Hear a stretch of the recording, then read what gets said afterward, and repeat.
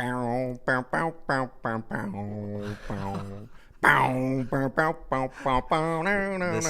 is how we're Woody, starting today. episode 7, baby.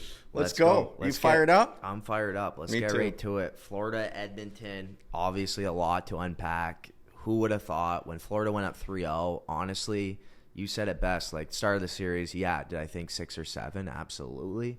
But when Florida went up 3-0 and Thought it was over. And not necessarily, they didn't really deserve to be up 3-0. Like, a couple games they got outplayed, and Florida just ended up winning those games. But what's your take on the series? Obviously, going back to Rogers Place, which, I mean, we said it best, is just a completely different atmosphere than what you got in SoFlo. But what do you take of the series so far? Well, first off, I'm just happy it's a fucking series now. Yeah, absolutely. You know, we on the previous episode, we talked about how freaking boring it is to have Stanley Cup Finals be 3-0. And especially with the NBA being an absolute joke. I mean, the Celtics were just... So, and then we talked about just if you're Edmonton and Knobloch going in the locker room, do something fucking crazy. I don't know if we don't have footage of anything. No. They keep it in there, keep it tight during playoffs, but just something where you could get some form of momentum. Yeah. So you could squeak out a win. They did it. They crushed them in game 4, obviously. Kept that momentum going into game 5. I'm hoping the Oilers can step up big tonight because it's exciting to watch. Yeah. You know, we did think it was going to go 6 games. I think most people did. But now with the momentum shifted back to Edmonton, playing in Edmonton, you got to think McDavid's got some juice left in the tank for another 4-point game. I'm hoping. Yeah. Because Draisaitl has kind of been non-existent, to be honest with you. Completely agree. I know. So it's tough, and I think they need him tonight.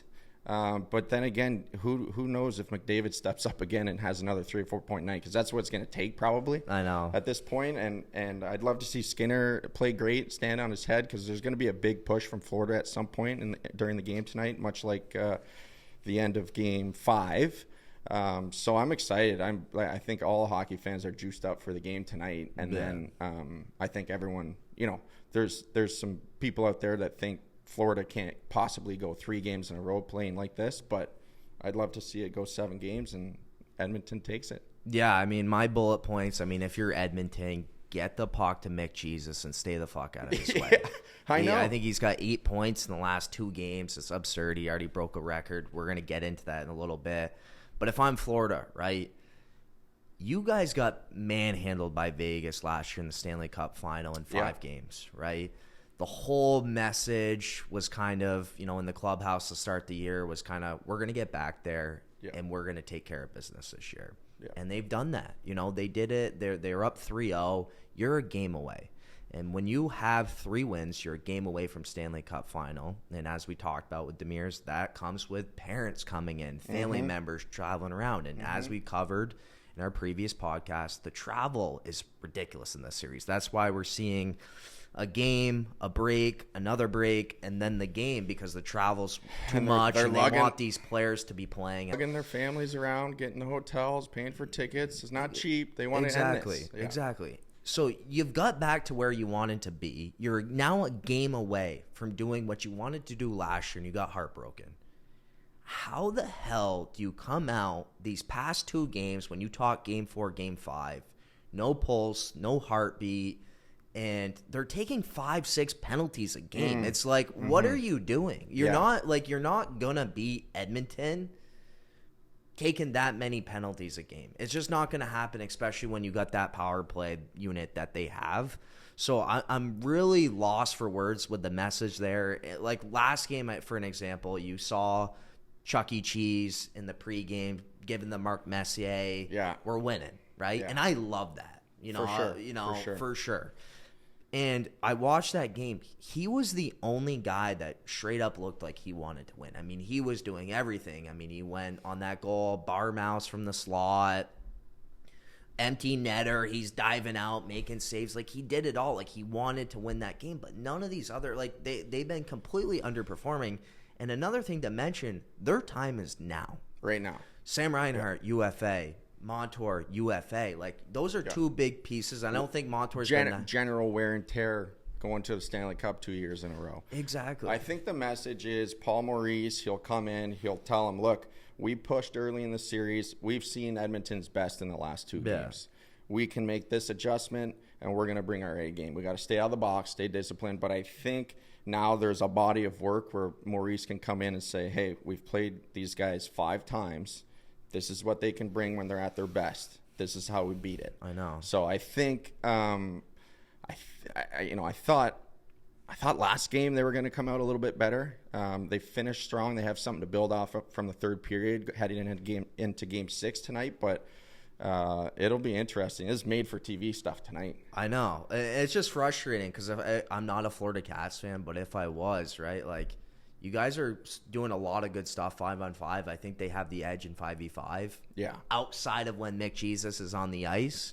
But it's like they would score a big goal, like Chuck E. Cheese got him back in the game. They'd make some big plays, and then next shift they're in the box, and then they're down, back to the same spot they were before. So they got to keep the thing 5v5. But with that being said, a lot of people are asking. You see what McDavid's doing. He just broke the record, right, for playoff points in a year. He's got 40+ points right now. It's crazy. Which is awesome because it's like in a regular season, if my second line center, maybe my third line center, like I'm pumping his tires over 40 points in an 82 regular season game schedule, right? He's got 40 points. So a lot of people are asking, and I wasn't aware of this. Like I didn't know that if you don't win the cup, your guy on your team can still win the Conn Smythe. Yeah, I wasn't aware of that, and I know it has happened, not a lot of times. But do you feel if Edmonton Oilers don't end up pulling back this miracle comeback, do you think that he should still win the Conn Smythe? I do. I mean, typically it's not as exciting, right? Yeah. Like usually, the cup winner, they announce the Conn Smythe, he goes up. All the guys are excited and happy. If it's the losing team, the guy goes up, fucking hardly touches the trophy and gets back in line and gets in the locker room. Kumbaya. It sucks. So it is more exciting for the winning team to win it. I do think McDavid, hands down, there's no debate that he'll win it regardless of what happens. But, I mean, you could almost make the fucking argument that he would have won it even if they didn't even make Stanley Cup Finals, right? Which is crazy. True. But I think it's you can argue Barkov because he's done such a great job throughout the playoffs, and then in the first 3 games of the series, he's probably going to bring his best tonight. Typically, it is more fun to see the winning team win it, but I don't think there's a debate on this one. Where are you at with it? I'm going to go a different direction. I think, let me lead off with this so I don't sound like a complete idiot here, but best player in the world, best player in the playoffs, completely deserving. I just feel if your team wins the cup, I think you should for sure pick from that team because there's a lot of guys deserving of that award. That's fair. From Florida that I think deserve it. A lot of people are saying Bobrovsky. We failed to mention this. I mean, I don't care it's the best player in the world. If McDavid or whoever is shooting from the Zamboni room, that shouldn't kick off your boot and go in at a pretty crucial spot. Yeah. That is unacceptable, especially when you're a game away, right? Like when you're a game away from winning the cup, we're not here to hold hands and sing Kumbaya. Yeah. We're here to win a Stanley Cup.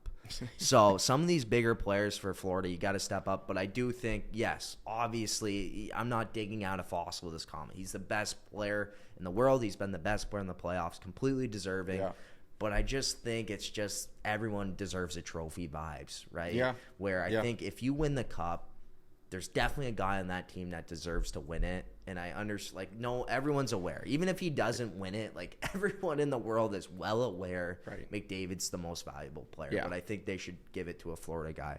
So now moving into our next segment here. This is a new, fresh topic. We haven't touched on it. We're going to talk a little bit about the NCAA. But before we debrief all of this, talk a little bit about your experience. Obviously, Greenfield Park kid right outside of Montreal. Right? Shout out GPK, baby. Yeah.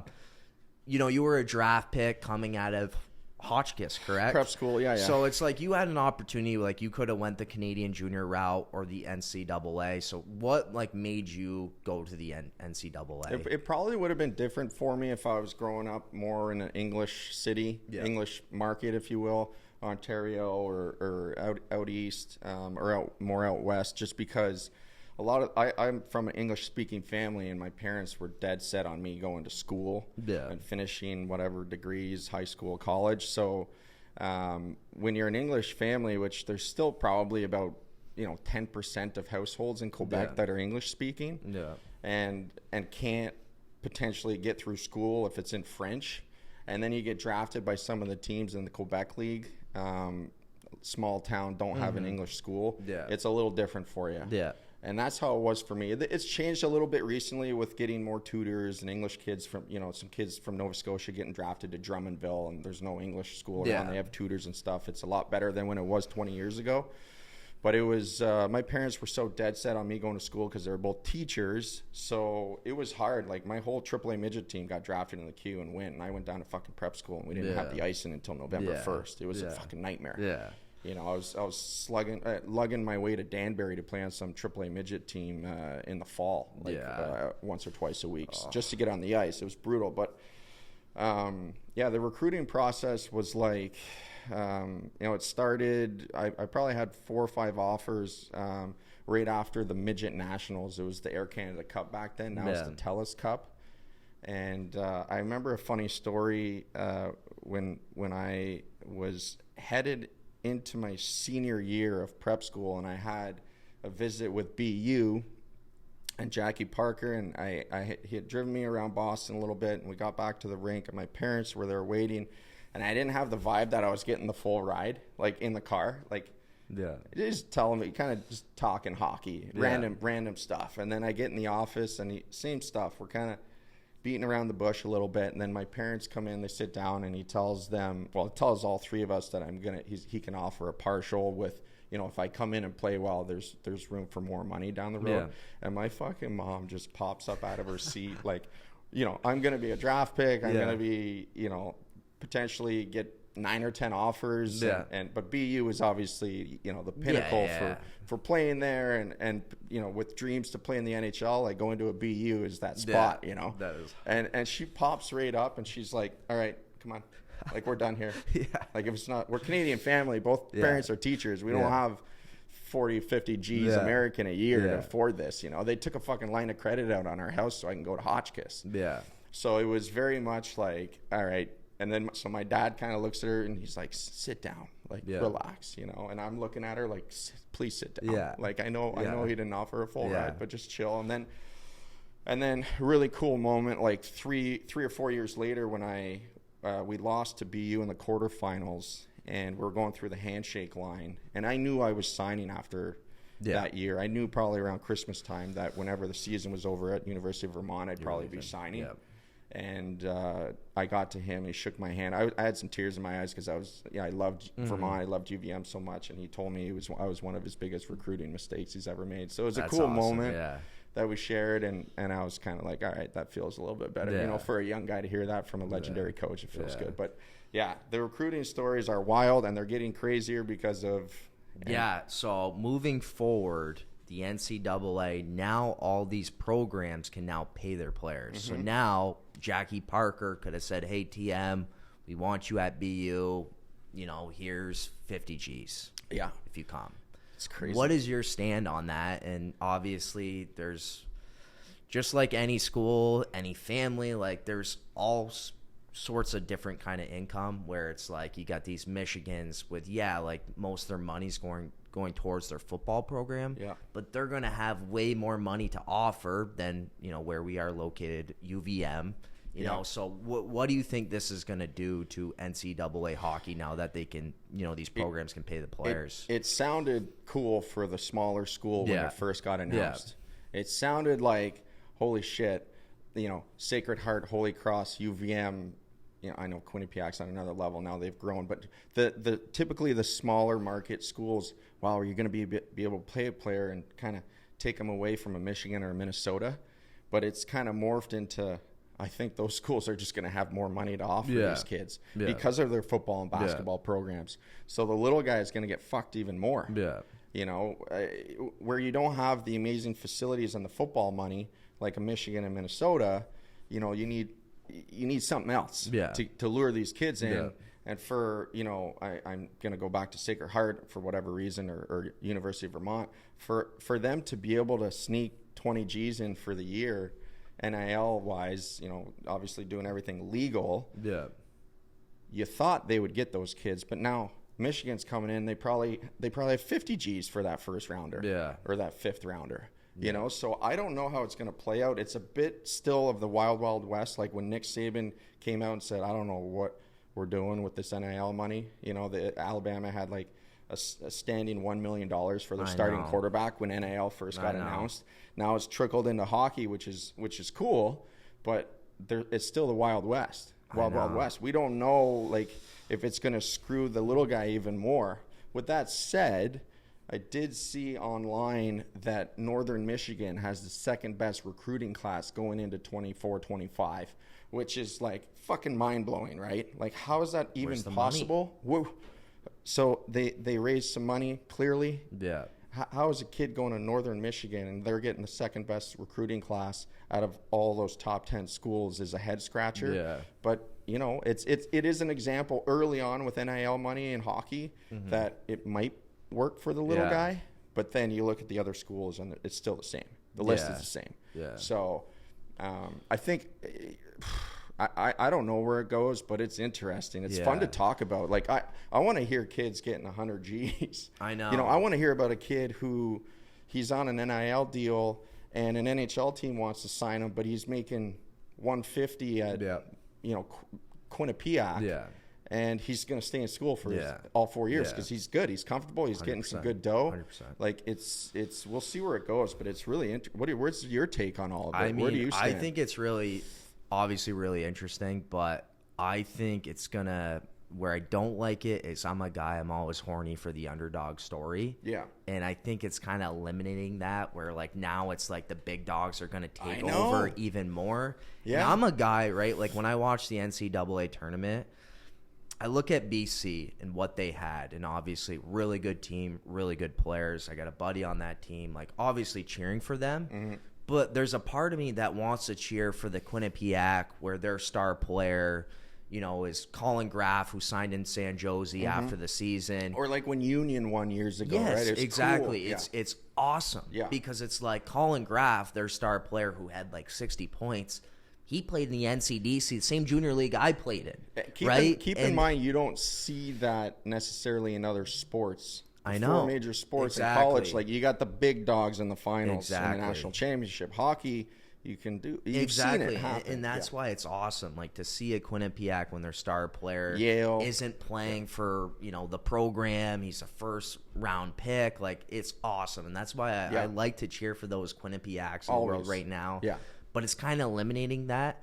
What I do like about it, though, is I think it's going to help the college hockey, like the better players, stay a little longer now. I think so. Where it's like, though, not necessarily the Will Smiths of the world, but like I'm talking about guys that are borderline, like sophomore or junior year, have a chance to sign because they're horny for that money. But now these schools can provide that money for them to be like, okay, I'm making this amount of money. I'm playing college hockey.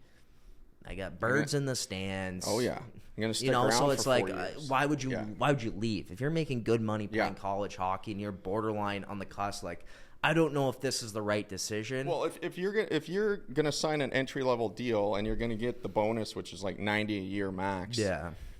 And you're making 50 in college, why the fuck would you even think about leaving for that? You know? Unless. You kind of had a feeling that, within a year or two, you're going to be with the big club. Yeah. It might eliminate those guys that leave after 2 years that get buried in the minors for 3 or 4 years and then call it a day. Yeah. No, exactly. Which will make the game better for college. Exactly. Yeah. No, and another thing now that we're talking about college, and I've said it before, but I think Will Smith, Ryan Leonard, Gabe Perreault, they paved, this is my hot take, I don't know if it's really a hot take, but they paved a new way for Division I hockey for the program boys. You talk like your time frame, Jack Eichel's time frame, a lot of these top dogs are spreading throughout the country. One's going to BU, one's going to Bemidji State, one's going to Western Mich, Yeah. Where now it's like, hey, boys, We're putting up triple digits at the program. Yeah. Right? We're all going to be first-round picks. Let's keep the band together. Yeah. Let's go to BU. Let's all put up 70-piece nuggets and then sign our contract and make our dough right away. Yeah. Like, there's no sense of them breaking up. And that's my thing, was, like, everyone wanted to talk about how great, like, what Will Smith was doing, and they're comparing him to Jack Eichel's freshman year. When Jack Eichel played, right, he had, in his age group, I want to say Alex Tuck, another Sonny Milano, right? That was his first line. They weren't even close. They weren't even on his team. So it's like, it's just like, imagine if Jack Eichel was playing on his program first line, and he was playing with Erod, who's showcasing how good of a hockey player he is. Yeah. But imagine what they would have done, and that's my point. Where it's like, yeah, Will Smith's a great hockey player, but, like, you stick him on, his first line program line that he's playing with, like, with 3 first-round picks, no shit, he's going to have 70 it's points. genius It's recruiting. genius. It's genius on him. He's a good hockey player. I'm not taking anything away from him, but I think you're going to start to see that moving forward. Why not? It happens all the time. There's 3 guys on a first line for Brooks and the AJ, and they go 3 separate ways, and they all had 90 points each. There's 2 leading scorers that play for the Vernon Vipers in the BC League, and they go separate ways, but they have amazing chemistry together.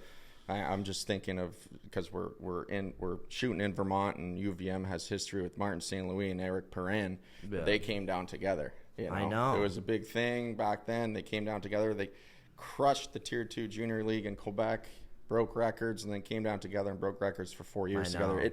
It should happen more. It's genius if you're a coach, but it's sometimes guys want to go their separate ways, and you play with a guy. It's like, great, sounds good. I'm going to go here.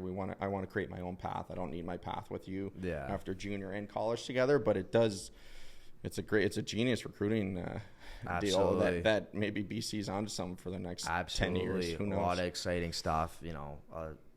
Curious to see what some of these guys, like a Celebrini, does, and some of these guys. But moving on to some off-season stuff.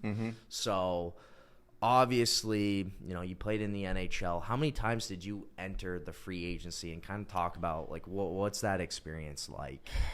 Just once with San Jose, the summer on July 1st when I signed in Minnesota. But and then I had another potential opportunity right around this time of year. It was probably 2 weeks before free agency, but Montreal re-signed me.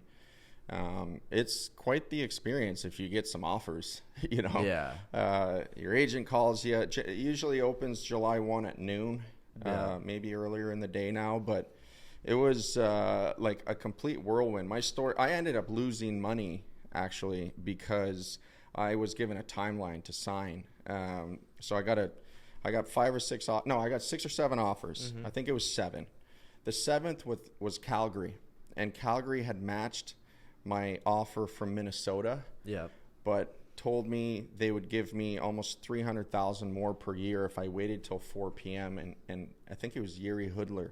If Hudler wasn't to sign in Calgary, which the offer was out, and they had a 4 p.m. deadline on that, then they would give me a 3-year deal for $300,000 more than I signed for. Which at the, like when you're in the $1 million to $2 million range, $300,000 more is like, yeah, I'm going to wait for that. But Absolutely. I had a deadline from Columbus and I had a deadline from Minnesota, and all it is you're just if there's a lot of interest, and I had some really good seasons in San Jose, especially in the playoffs.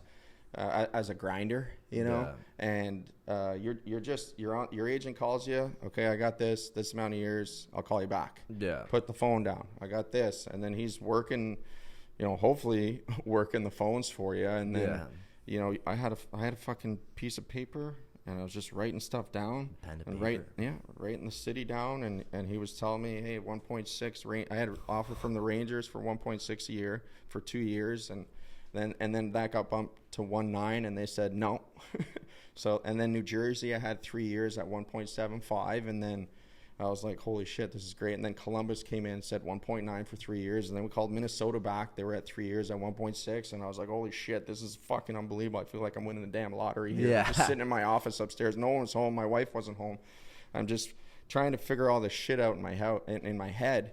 And then Minnesota went up to 3 years at 1.9. Columbus, we were trying to get a 4th year for that.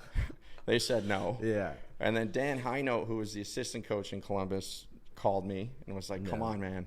Like, it's fun here. We'd love to have you. I was like, you guys finishing dead last by 20 points last year. I don't know how fun that's going to be for me. I want to at least go to a playoff team because for a grinder, it's tough sledding. You know, if you get to a playoff team and you're kind of a veteran grinder, I was going into my 6th year, like it could be suicide for your career. I wanted to get on a winning team or a team that had potential to make the playoffs, which when I signed in Minnesota, we ended up making the playoffs for the first time in like 4 or 5 years, and it was super exciting. You know, there was some momentum. It just so happened like a couple hours later, they signed Parisi and Suter for like $98 million each, and that kind of bumped me down the depth chart a little bit. But and then all the trades and shit happened. But it's an exciting time if you get some offers. And there's some guys headed into free agency. There's some big names, Woody. Yep, you got big Steven names. Stamkos, you got Nietzsche's, Jake Getzel, Sam Reinhart, Kaner, Montour, Marchessault, right? I just named 2 guys from the Florida Cats. Time is now, like we've said. Yeah. What do you think? Like, what do you think for a guy? You know, a lot of these guys that I mentioned some of them are older, hitting their late 20s, or Patrick Kane mid-30s. Yeah. But Trevor Zegras, yes. What would you do with him? Here's a guy that obviously, had a stellar World Junior, and we talked about it. For me, it's like the World Junior is not worth much. Just a bunch of first and second rounders on USA and Canada playing each other, and then they're playing, the tallest midgets in the fight for the rest of the teams. But here's a guy that, had a couple 60-point seasons for Anaheim with really not playing with anyone. I know Troy Terry kind of had his coming out of the party there. Yep. But, like, what do you think's best for Trevor Zegras in this offseason? Should he find a new fresh air or what? I'd love to see that. Yeah. I'd love to see him in a big hockey market. Oh, absolutely. And Anaheim's got to be careful with it because, last year he held out, came into the training camp late. I think he had 1 or 2 skates, and then the regular season started. Got off to a slow start and got hurt. And his year was kind of fucked up, right? So, he's kind of like getting pushed as one of the faces of the league. Yeah. Headed into his 3rd year last year. And then just kind of hits a wall with injuries and probably a little falling out with the GM and coach just because he held out to get the money that he thought he deserved. Yeah. And then now like you see the growth sometimes even more year 1 to year 3. You see a jump from year 3 to 4 or 4 to 5. Lafreniere, I'll throw that name out. So you got to be careful. Like, I think he's a hot commodity right now because Anaheim and other GMs know that he's going to come into training camp after a good summer. He's going to come in healthy. He's going to get off to a good start, and he could put up 90 points next year. Yeah. He's that good offensively. Oh, for sure. You put him in the, there were times this year, like when they got him back in the lineup trying to get him going, he's not even on the first line. He's first line skill. Let's be honest with absolutely. that. And they don't have him out there because they had good chemistry on their first line, even though they're fucking dead last in the league. But you got to give the guy confidence because he's capable of having a massive season. I think, like, if you're the GM in Anaheim right now, you got to be careful with that. If you send him somewhere and you get something good in return, great. But he can go off and have 95 points and you look like a fucking dumbass. Absolutely. So unless it's something crazy, unless it's a top 5 pick in the draft, a prospect and a second or third line center, I don't think you move him, but I'd love to see that guy in the big light. He wants to be. Exactly. I remember him before the Team Canada at World Junior Finals. He was like, Canada hasn't played a team like us, so we're going to show them. I know. And that was like the swag that this kid has. Like he's confident. It's cockiness, confidence, whatever you want to call it. But he has that in him, and he can, I don't see him not coming and having a big year this year and getting back to the form that he should be in. But it'd be cool to see him in a big hot. Imagine him with the fucking Rangers. I know. And that's where he's from, that area. But like you said, he loves the bright lights, the big fonts, right? Yeah. You got to get him in those areas. He wants to play. You can tell he wants to be in those areas. But for me, it's like you said, I couldn't agree more. Like, he has as far as talent-wise, like, you could argue he's top 5 in the league with talent, with having and the puck everyone on. kind of forgets that. I know. Because he had such a shit year. I know. And like you said, like, people have to realize he is still young, and what he dealt through for that season is tough with the contract. When you miss training camp, like, a lot of those guys, you probably have some stories of guys that just show up to training camp. That's the first time they're skating, and they use it to get in shape. That's more old school back then. But it's also like you show up after having an injury and getting, going through the adversity. It gives you a little different perspective going into the off season. Yeah. So it kind of smartens you up a little bit. Yeah. You heard JR talk about it. I went in training camp into fucking LA out of shape, not taking it as serious. And then all of a sudden the next summer he was fucking, probably 7-8% body fat. Like something happened that year where he went into the offseason and said, I'm going to get back to my form. Yeah. I think this kid's going to do that this summer. No, absolutely. And head into training camp fresh and dangerous and right there on that first line slot. Absolutely. Yeah. He could 100% have the 90 points you're talking about. I think for me, there's two things. He's got to play with a guy that has that high-end talent, just like a natural goal scorer, because his bread and butter is his vision. Yeah. Like, the way he sees the game, some of the plays he makes is just off the charts. You're like, wow. Like, the behind the play when he flipped it up. Like, just some of his playmaking abilities off the charts. But my second biggest thing is he has all the talent in the world, but he doesn't have the game-breaking speed that some of these guys have that are, McKinnon, McDavid, like some of these guys, like obviously they could scoot, right? Where he has all the talent these guys have with the puck. Yeah. But when I watched him play live, granted it was his rookie year, he was fighting for his life to catch up with the play. Yeah. So he needs to play with guys. Like, that's my biggest thing for him is, like, I'm not, chirping him. He, like I said, he could have 100 points, and I wouldn't be surprised. Probably what he's working on this offseason. He needs to play with a guy that can score and a guy that can absolutely scoot. Yeah. And I think he would be, tickling 100 points every year. Yeah, with his vision and his skill set and having the puck on the half wall, feeling the puck out on the power play. You don't need, look at a guy like, I don't know, I'm going to, just because he's fresh on my mind because I said his name earlier, Lafreniere had 27 tucks last year. Doesn't skate well. No. Kind of looks like he's got a piano on his back a little bit at times, but he's got the skill set. He's learned the game this year. Yeah. In his fifth year, I want to say. Yeah. And he's in the right spots. There's guys that are absolute snipers and unbelievable vision that don't really have good feet, Yeah. So we'll see. The last thing I want to cover for off-season stuff here, obviously Boston Bruins, right? You got a pretty unique situation that no one else has in the league when you talk probably 2 top 10 goalies. I know for sure Swayman's in there. You got 2 top 10 goalies. You're heading into the offseason. Swayman's got to get paid, right? He just proved, like, as far as my rankings right now, like, he's for sure at least a top 4 goalie in the league. So he deserves to make some money. Obviously we got to play the what if game because we're not at the contract yet, and he hasn't signed. But like, let's say he wants $8 million, which he is worth, right? Yeah. At that point, what do you do? Because you still have an Ullmark that's getting paid 5 sheets a year. Yeah. That won a Vezina a couple years ago. So it's not like you got a bad number 2. Like, this guy's a starting goalie on any NHL team just about. First off, it's a dream for a GM or a head coach to have 2 starting goalies. You cannot pay a goalie $8 million and your backup 5. 100%. That is crazy town. Yes, 100%. But with that being said, it hasn't proven it has been successful for them. Wow. The switching, like Ullmark didn't win them around, and then this year, obviously, didn't get the job done. So they haven't been successful. I know like the Bruins fans. They got the chemistry, listen, though. I know the hugs post-game. I know it's cute and all, and you Bruins fans love it. It's not the answer. Yeah. I mean, when I look back at teams that had 2 starting goalies, I specifically Montreal, they had Price and Halak. They had the best goalie in the world, and they had another starter, but they weren't going $8 million, $5 million, right?